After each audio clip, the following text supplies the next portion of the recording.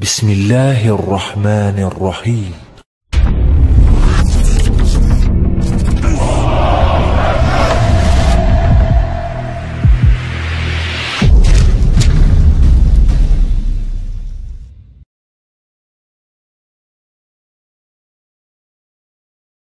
Assalamualaikum warahmatullahi wabarakatuh. Hari ini kita akan banyak belajar tentang sebuah peradaban kuno di dunia. Hari ini kebagiannya adalah tentang peradaban yang ada di Eropa, yaitu peradaban kuno Romawi. Nah, menurut mitos, yang namanya Romawi itu berasal dari kata Romus dan Romulus. Apa sih Romus Romulus itu? Roma itu didirikan oleh Romus dan Romulus pada abad ke-8 sebelum Masehi.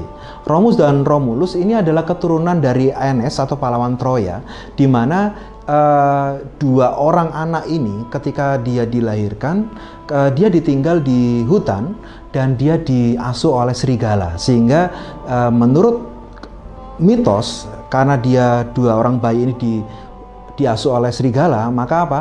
Lambang kota Roma atau Romawi adalah serigala. Nah, sehingga disitulah Romawi berasal dari kata Romus dan Romulus, di mana pusatnya Romawi ada di kota Roma. Nah, periodisasi atau pembabakan zaman dari sejarah Romawi ini kita bisa melakukan sebuah 3 pembabakan. Yang pertama adalah tentang zaman kerajaan, itu sekitar tahun 750 sampai 510 sebelum Masehi. Kemudian ada yang namanya zaman Republik, itu sekitar 510 sampai dengan 27 sebelum Masehi, dan zaman Kekaisaran Romawi yaitu pada tahun 27 sampai dengan 476 Masehi ya. Nah, sekarang kita akan membahas tentang yang pertama, yaitu tentang zaman kerajaan. Nah, di zaman kerajaan Romawi itu dipimpin oleh raja-raja. Mereka didampingi oleh semacam dewan penasehat yang anggota-anggotanya terdiri dari perwakilan kepala-kepala suku. Nah, pada zaman kerajaan ini wilayah kekuasaan Romawi itu sangat kecil ya, terbatas pada kota Roma dan sekitarnya. Nah, pada zaman kerajaan ini, Romawi masih berbentuk yang namanya polis kecil atau sebuah kota kecil dari sebuah pemerintahan, di mana rajanya itu hanya didampingi oleh para penasehat yang akhirnya belum bisa membuat yang namanya gebrakan dalam membuat sebuah pemerintahan yang kuat. Nah, menuju ke zaman selanjutnya, periodisasi zaman Republik. Pada zaman Republik ini, itu pemerintahan pusat atau lembaga pemerintahan pusat terdiri atas yang pertama ada namanya kepala pemerintahan yang dipegang oleh 2 konsul, yaitu masa jabatannya sekitar 1 tahun. Kemudian juga ada yang namanya senat, itu tugasnya memberikan nasihat kepada konsul. Terus yang kedua juga ada yang namanya comitia curiata, yaitu sebuah dewan rakyat, dan ada namanya pontifex maximus, yaitu kepala agama. Nah, juga ada selain itu yaitu tribuni plebis, yaitu sebuah dewan daerah sebagai perwakilan daerah. Nah, maka dalam pemerintahan pusat ini, lembaga pemerintahan pusat ini didukung oleh namanya Imperium Romanum, yaitu apa? Wilayah kekuasaan Romawi. Nah, jika kita bicara tentang kekuasaan Romawi, itu meliputi daerah Spanyol sampai dengan Pakistan, dan dari Jerman sampai dengan Mesir. Bisa dibayangkan ya betapa luasnya Imperium Romawi ya, yaitu mulai dari Spanyol itu daerah Eropa bagian barat, sampai dengan Pakistan itu daerah kawasan Asia Tengah. Nah, kemudian Jerman itu kawasan dari Eropa sampai dengan Mesir di kawasan Afrika. Nah, itu adalah kekuasaan Romawi yang hampir sepertiga bagian itu adalah dikuasai oleh Romawi. Nah, muncul juga pada istilah Imperium Romanum atau wilayah kekuasaan Romawi, muncul juga namanya triumvirat atau 3 serangkai yang melawan kekuasaan senat yang terdiri atas Pompeius yaitu, terus juga ada yang namanya Crassus dan Julius Caesar ya. Ini adalah tiga serangkai yang dikenal sebagai triumvirat. Nah, sekarang kita menuju ke zaman kekaisaran. Nah, kalau zaman kekaisaran ini sudah mulai muncul yang namanya kekuasaan-kekuasaan besar yang ada di Romawi. Pada zaman kekaisaran ini, Romawi mencapai puncak kekuasaan, yaitu pada masa Kaisar Octavianus ya. Nah, sehingga dia dikasih gelar yang namanya Augustus. Agustus adalah Pak yang maha mulia. Nah, selain sebagai kaisar, Octavianus juga dikenal sebagai imperator atau seorang panglima militer tertinggi. Nah, juga menjabat sebagai Pontifex Maximus atau kepala agama. Nah, di sini bisa kelihatan sekali pada zaman kekaisaran, seorang kepala negara juga sebagai kepala militer, juga kepala agama juga. Nah, pada masa selanjutnya, yaitu masa Konstantin Agung, ya, Konstantin Agung, sekitar 303 sampai 337 Masehi, Kekaisaran Romawi kembali mencapai puncak kejayaan. Namun sepeninggalnya, Kekaisaran Romawi mengalami kemunduran, bahkan pecah menjadi dua, yaitu Romawi Barat dan Romawi Timur. Nah, kalau kalian pernah membaca tentang banyak sekali ya kekuasaan Kaisar Romawi itu dipengaruhi oleh kekuasaan dari golongan agama dan sebagainya. Ini nggak bisa lepas dari yang namanya Konstantin Agung ini tadi ya. Ya, itu adalah sejarah tentang masa kekaisaran yang ada di Romawi. Setelah kita ketahui bahwa sejarah Romawi itu ada 3 babak, yaitu masa kerajaan, juga ada masa keemasannya di masa kekaisaran, ya, juga ada sebelumnya masa republik. Maka sekarang kita bisa melihat yang namanya hasil-hasil dari kebudayaan dari Romawi kuno.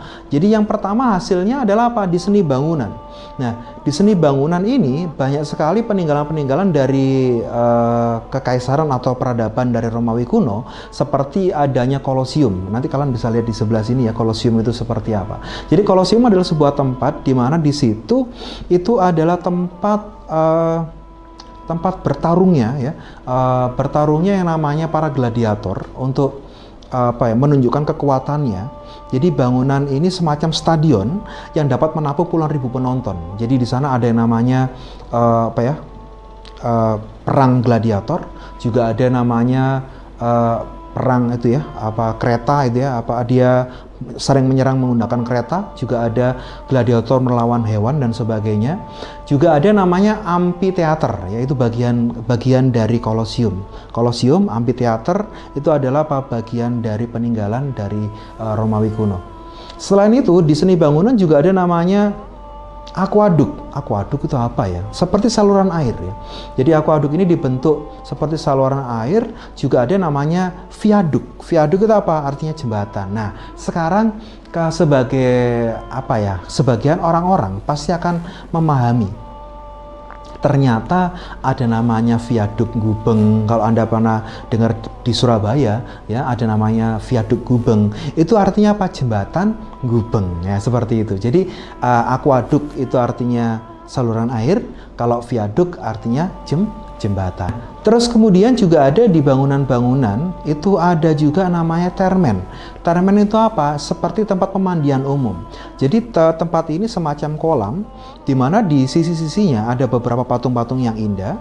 Nah, biasanya digunakan sebagai tempat pemandian untuk umum ya. Jadi di sini dinamakan sebagai termen. Juga ada yang namanya limes. Limes itu semacam benteng pertahanan. Kalau kalian bisa membayangkan benteng, maka bentuk dari limes ini seperti yang namanya benteng atau tembok besar Cina ya. Jadi dia berada di atas bukit gitu ya. Terus kemudian terbuat dari batuan ya yang besar, yang kokoh, yang tujuannya adalah untuk apa? Menahan serangan dari bangsa asing yang akan masuk ke Romawi. Nama bentengnya namanya apa? Namanya limes ya. Terus juga ada yang namanya Pantheon. Pantheon itu apa Pak Aris ya? Pantheon itu adalah rumah dewa orang Romawi. Kalau di Yunani ada namanya Bukit Olympus, kalau di Romawi ada namanya Pantheon. Jadi Pantheon ini adalah semacam kuil, semacam rumah, semacam gedung, di mana ada banyak sekali pilar-pilar di tengah-tengahnya sebagai tempat dewa, sebagai tempat pemujaan para dewa, atau dikenal sebagai rumahnya dewa orang Romawi. Nah, hari ini juga dikuatkan dari segi-segi bangunan. Ternyata di Romawi juga mengenal juga itu tentang yang namanya Circus Maximus. Nah, kalau kalian dengar yang namanya Maximus pasti sudah tahu ya. Maximus adalah seorang tokoh gladiator sangat terkenal dari Romawi, dari seorang budak. Ya memang dia sebenarnya bukan budak ya. Dia dulu adalah orang kepala militer yang difitnah harus dibuang dan akhirnya dia dijadikan budak. Dari situlah dia akhirnya ingin mendapatkan pengaruh rakyat dengan cara Dia bermain gladiator. Nah, ada seni bangunan atau tempat bangunan di peninggalan Romawi yang dikenal dengan sebagai Circus Maximus, mengambil nama Maximus karena memang Maximus banyak sekali menang di sini ya, yaitu apa? Tempat pacuan kuda, di mana bangunan ini memanjang ya, di mana ada sebuah tempat, sebuah arena, ada trek gitu ya, trek lurus untuk beradu sambil menaiki kuda, sambil menaiki kereta kuda. Para gladiator itu saling menyerang sehingga nanti yang jatuh duluan dia dianggap sebagai yang kalah ya. Itu namanya Circus Maximus. Peninggalan lain dari Romawi kuno juga ada yang namanya, selain seni bangunan juga ada namanya seni sastra. Nah, seni sastra dari Romawi kuno itu dipengaruhi oleh kebudayaan Yunani. Hal ini bisa dilihat dari karya Homerus, itu berjudul Ilias dan Odyssey ya. Itu banyak sekali seni sastra yang diciptakan oleh Homerus. Mengalami kemajuan pada masa Octavianus Augustus, yaitu pujian-pujian terkenal antara lain yaitu seperti Vergilius, yaitu mengubah syair yang diberi judul Aeneis, juga ada Livius, terus juga ada namanya Tacitus ya, Tacitus. Ini namanya agak ribet ya. Juga ada yang namanya peninggalan lain dari peradaban Romawi kuno, yaitu apa? Hukum. Nah, hukum, sarjana hukum terkemuka dari Romawi bernama Pompinianus dan Kaisar Theodosius ya. Jadi ada namanya seorang terkemuka, sarjana hukum terkemuka bernama Pompinianus dan Kaisar Theodosius ya. Pada pemerintahan dari Kaisar Justinianus itu berhasil mengkodifikasikan hukum Romawi itu sehingga lahirlah hukum yang namanya hukum Justinianus atau Codex Justinianus yang disebut sebagai Corpus Iuris Civilis, yaitu apa? Batang tubuh hukum sipil, terdiri dari diges, institutus, dan novelis ya. Nah, sekarang kalau kita bicara tentang peninggalan Romawi kuno, juga ada yang namanya di bidang organisasi ya. Romawi juga mengenalkan di bidang kemiliteran dan tata negara. Di bidang kemiliteran, Romawi kuno banyak memperlihatkan adanya peninggalannya, yaitu yang pertama di bidang kemiliteran memiliki organisasi yang teratur. Yang kedua, berdisiplin dan strategi perang yang jitu.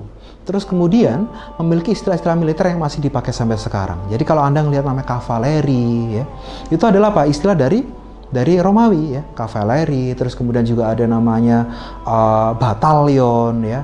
Terus kemudian juga ada namanya banyaklah istilah-istilah militer yang sering kita gunakan sampai sekarang, itu merupakan peninggalan dari Romawi kuno. Di bidang tata kenegaraan, Romawi merupakan sebuah negara republik tertua ya, yang diperintah oleh 2 konsul. Yang berikutnya, pemerintahan diatur dari pusat sampai daerah. Ini menunjukkan bahwa di bidang pemerintahan Romawi sangat meninggalkan adanya hasil-hasil budayanya di sini.